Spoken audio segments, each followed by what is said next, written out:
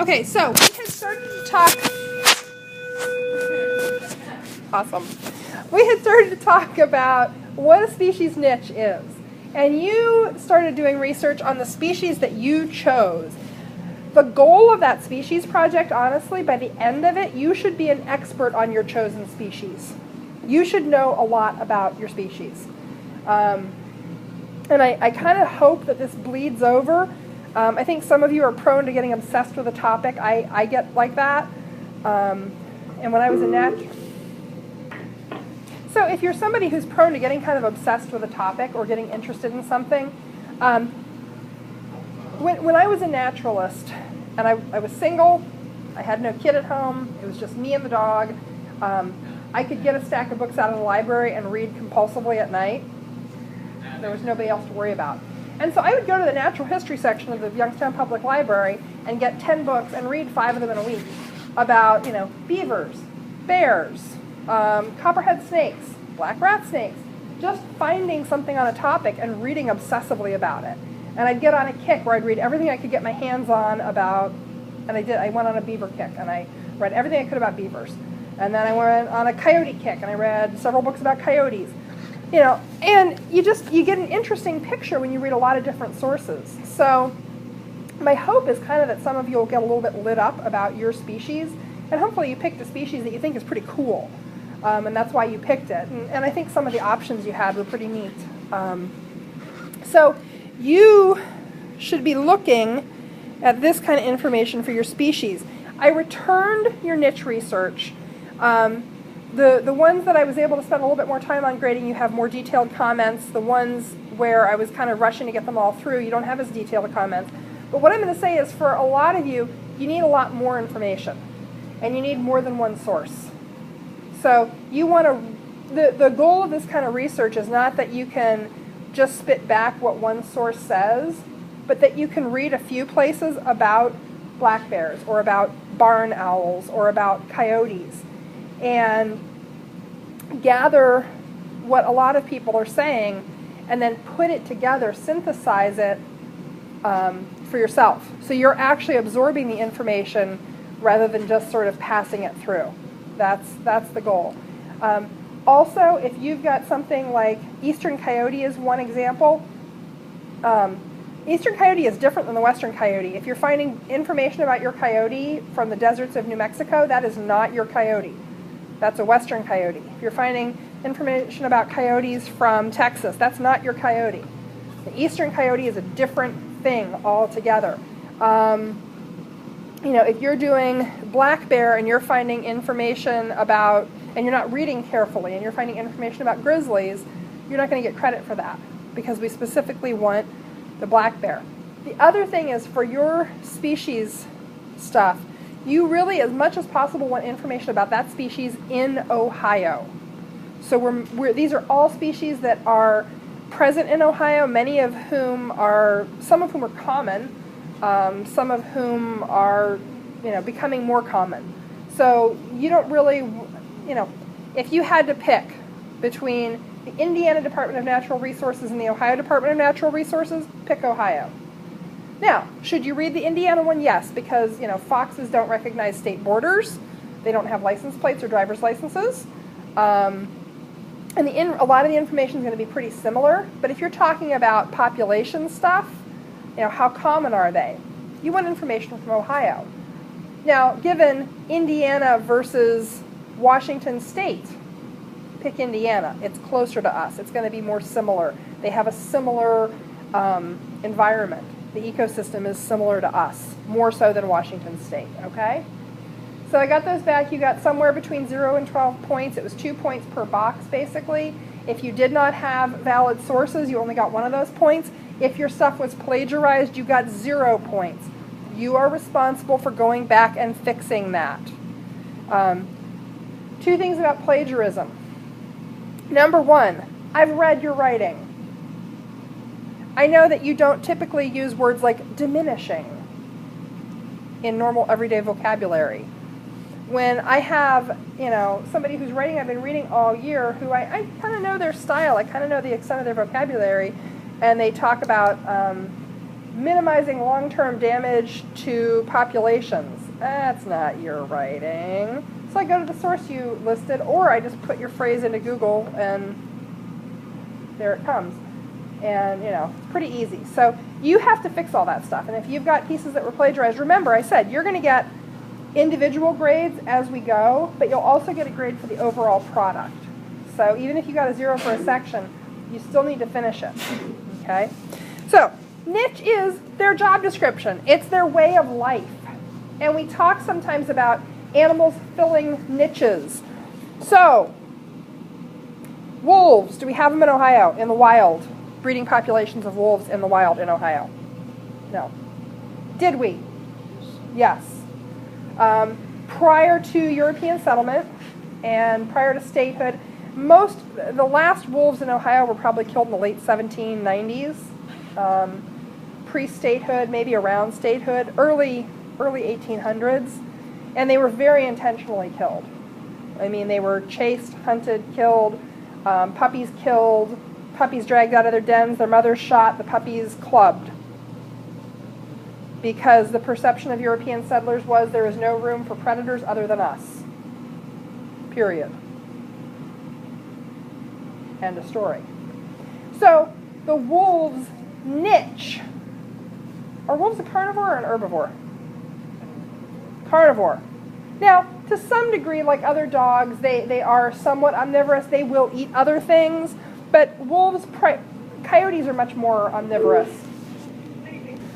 You know, for the most part, wolves are carnivorous. So they're a predator species.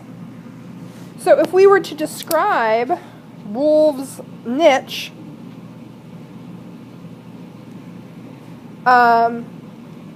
they are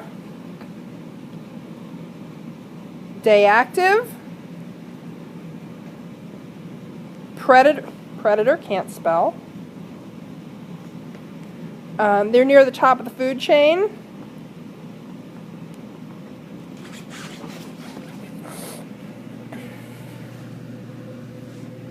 They have litters of pups. Wolves don't typically have a single pup. They have litters. We could describe, you know, they den.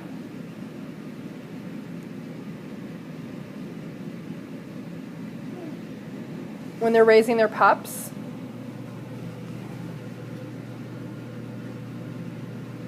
They hunt in packs. That's also part of their niche. They are pack hunters.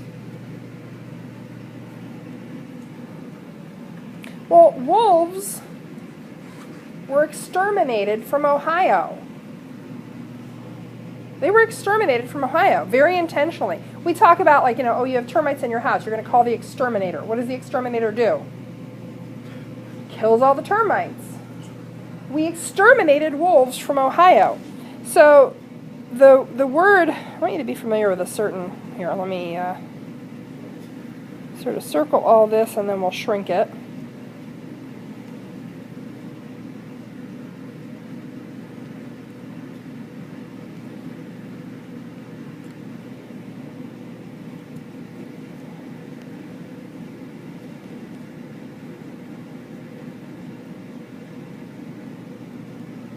They were exterminated.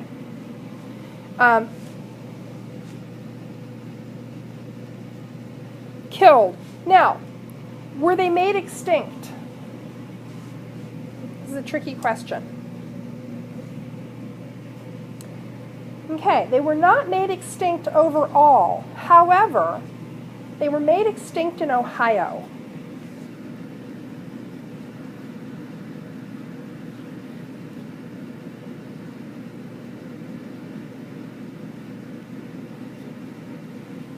The word we use for something that's made extinct in a given area but not everywhere is extirpated.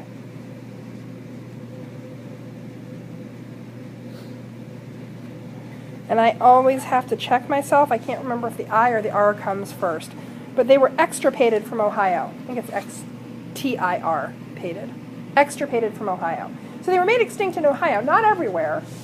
Especially in northern Minnesota. There are existing populations of wolves that are original. They're descendants of wolves that managed to hang on there up in the north near Canada. But in Ohio, we killed them off. We exterminated them. And in doing so, we extirpated them from Ohio. So what this does is it leaves a job opening.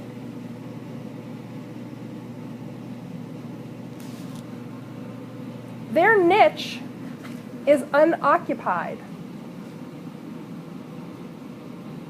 So you can imagine a classified ad in the newspaper. Needed. Top predator. Must be willing to work day shift. Prefer a pack hunter. Ability to create dens for their offspring. Litter bearers preferred. You know, it's like there's a one ad. There's this job opening. So wolves are extirpated in what? I'd say, you know, let's say around 1800. Maybe, I'd have to look it up, honestly. I don't know. But I would guess that by 1803, by the time Ohio becomes a state, there's probably not a wolf in Ohio.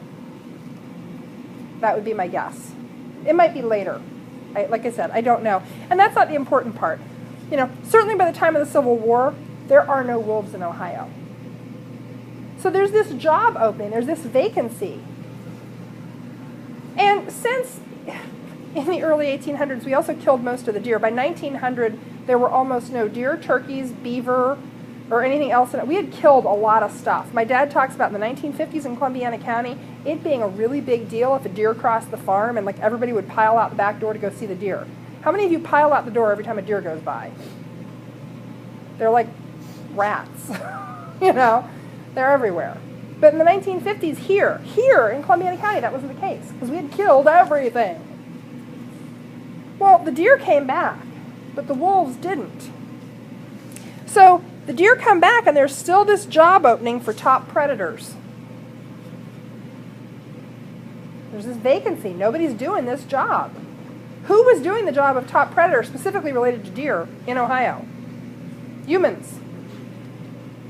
Humans were doing the job of wolves. And let me tell you, we make lousy wolves. Our teeth are not sharp enough. You know, the whole den thing never really caught on. People tend to have 1 or 2 kids at a time, not a whole litter. Yeah, all kinds of problems. We don't hunt in packs. Well, maybe we do. But anyway, this job opening existed. This niche was open. When there's an open niche, when there's a vacancy, somebody usually moves in. Guess who moved into the niche that had been left open when we extirpated the wolves from Ohio? Who? Yep. Who moved into that niche? The coyote. The eastern coyote. And eastern coyotes, we'll talk more in the next chapter a little bit about the genetics of eastern coyotes. We're actually going to use as a sort of a hallmark species because they're really cool. They've got a lot of fascinating aspects. So eastern coyotes, which are actually the result of inbreeding between Canadian wolves and western coyotes, so they have some wolf genetics. Though they're still capable of breeding with either species, but they're not just like western coyotes. They're bigger, and they have some behavioral differences. So the western coyote is definitely more night active. They're nocturnal. The western coyote is a predator, though they're not necessarily top of the food chain. In places where coyotes and wolves both live, wolves will eat coyotes. Coyotes do have litters. They do create dens. Coyotes, western coyotes, the old-fashioned coyote, doesn't hunt in packs. They tend to be a solo hunter because they don't form packs the same way wolves do. They have much smaller family groups, so it's typically a mated pair, a male and female, and their cubs. And sometimes there'll be 1 or 2 yearling cubs who hang out for an additional year, sort of an aunt or uncle position, or big brother, big sister. But typically one coyote goes out and hunts, one watches the cubs. So they're not pack hunters the same way. Well, there's this job opening left by the extirpation of the wolves in Ohio. And guess what? Eastern coyotes, different than their western counterparts. much less strictly nocturnal. So you'd have to look up if coyotes are classed. I'm guessing that they're classed as crepuscular. Do you remember what crepuscular means? Dawn, dusk, active. Off the top of my head, I would say that's how they're probably classified. Those of you who are researching coyotes should look that up. And Ohio Division of Wildlife is a great place to get that information. Eastern coyotes are predators, and they are top of the food chain. There's nothing that's usually preying on eastern coyotes. Eastern coyotes do have litters. They do den to raise their young.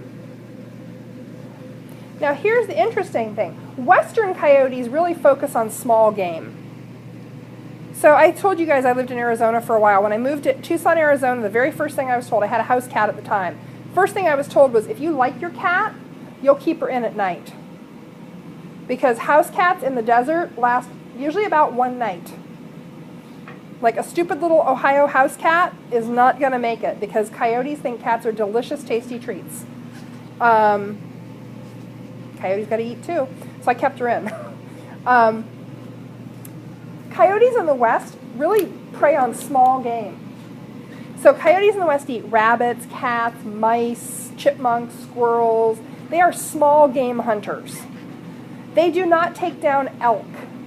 They do not take down caribou. They would not take down a white-tailed deer. I mean, these are like, a big western coyote is like a 30-pound coyote. That's a little dog. That's a knee-high little dog you can pick up pretty easily.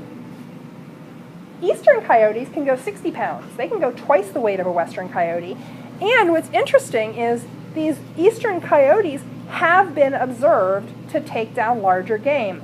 Guess what game they're taking down? Deer. There was a job opening.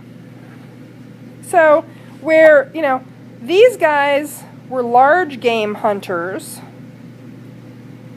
these guys are still mostly small to medium game hunters, but they will take down larger stuff.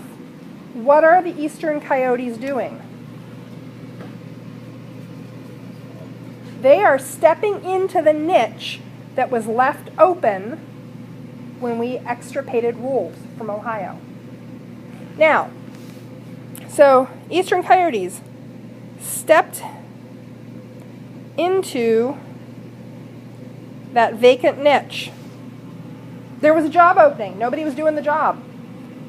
Eastern coyotes said, well, it's not exactly what I've normally done, but I can do that.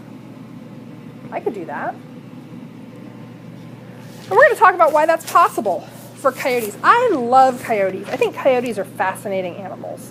They're not a threat to humans typically.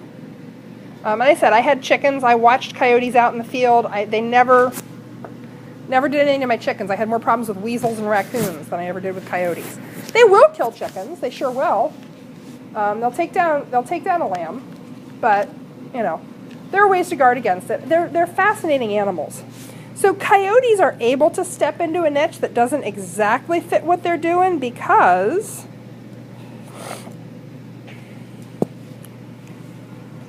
they're a generalist.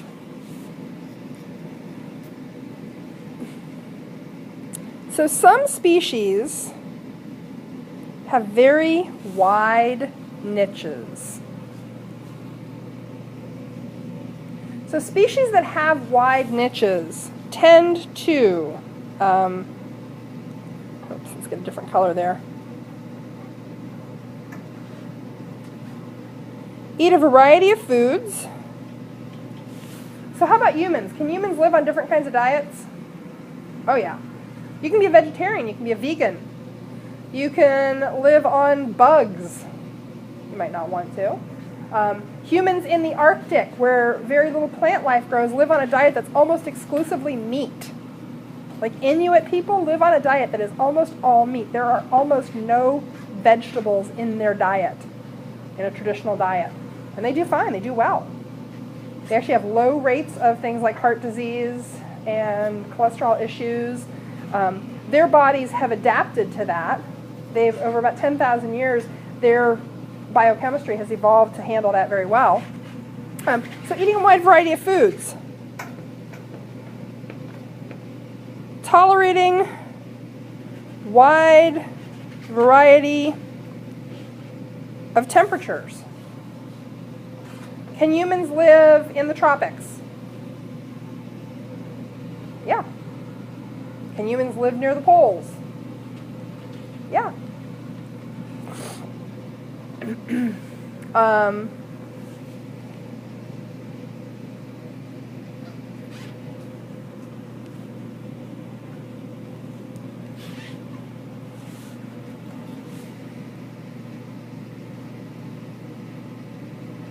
Being flexible. Being able to live in a wide variety of habitats. This is what makes a generalist. So a generalist is a species that really is flexible.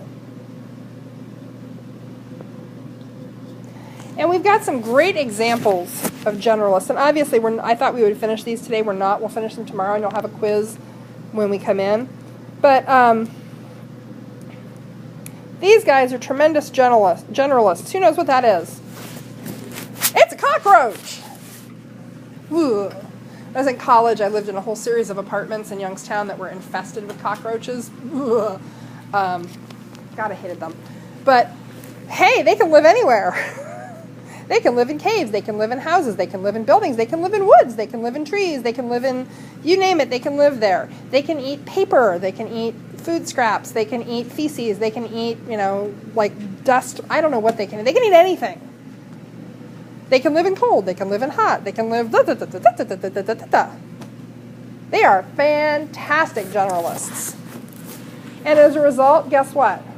They're really successful.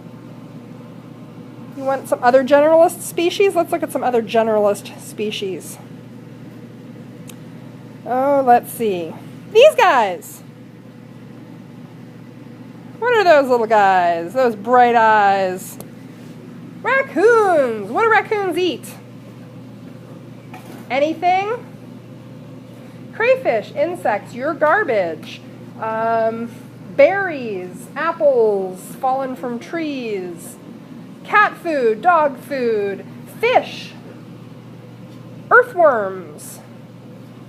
If it doesn't bite back, a raccoon will probably eat it. As a matter of fact, even if it does bite back, a raccoon will probably eat it. Raccoons are known to fish for crayfish by sticking their hands down until the crayfish bites it, and then they pull up the crayfish and go, which is really clever. So they're fantastic generalists. As a result, where do raccoons live? Pretty much anywhere they darn well please. They range North America from north to south. I don't know that there's a state in North America. I don't know that there's a state in the U.S. where raccoons don't exist. I know they exist well into Canada. I don't know if they exist far into Mexico. But they are pretty well adapted. I mean, they're a North American species, but they're widespread. What are some other generalists? Let's see. Well, this guy, do you know what that is? It's a rat. That is a Norway rat. What do rats eat? Cheese, corn, bugs, mice, trash. I mean, anything. They'll eat anything. Earthworms, hamburger, sure. A vole or a shrew, sure. A dead carcass they come across, sure. They'll eat anything. Apple pie? Sure. Pizza? Sure. They'll eat anything. Where do rats live? Just about anywhere. In houses, in cities, in caves, in barns. Any place there's a food source, they will live. And they have a lot of different food sources. They're a great generalist. And guess what? They're really successful. Where do you find rats? Actually, Norway rats are found globally. I don't know if there's a continent, other than maybe Antarctica, where Norway rats don't exist. From the tropics to the Arctic. So let's find one more generalist. Are you starting to get a sense about generalists? Hey, what are those beautiful generalists? What are they? Give me a name. Dandelions. Yeah, they're dandelions. Where can dandelions live? Now these are not an animal species, so they're not hunting. Can dandelions live in poor soil? Yes, they grow up through the cracks in the road. Can dandelions live in rich soil? Yeah, I've had them in my garden. Can dandelions live where it's pretty dry? Yeah, got a big deep taproot. Can dandelions live where it's pretty wet? Yeah, they do. They can send out little roots close to the surface. They are really flexible. Can they produce a whole bunch of babies at one time? Oh yeah. They're a great generalist. Now some of you used a term that I like. I like it if you use it correctly. What did you say when that popped up on the screen? Weed.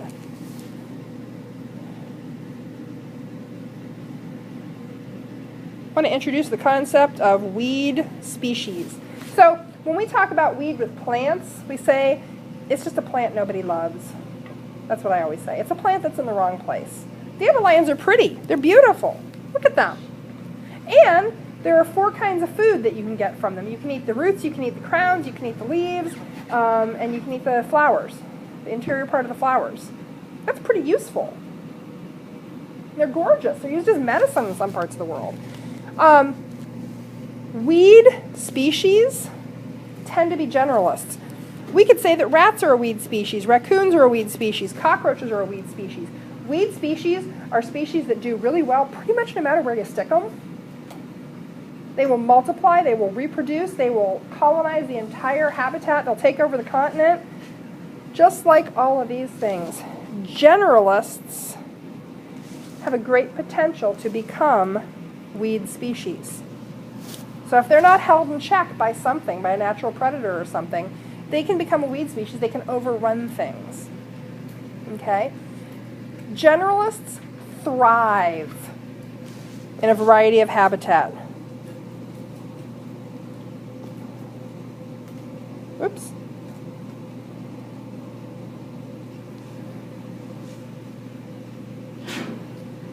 Generalists thrive all over. Generalists do really well in a broad variety of habitats. If you want to survive, you're much better off being a generalist. So far of the species that you're looking at, the Ohio species that you're looking at, would you say most of them are generalists or specialists? Well, we haven't talked about specialists yet. How many of you feel like your species is probably a generalist? Okay. I will see you tomorrow.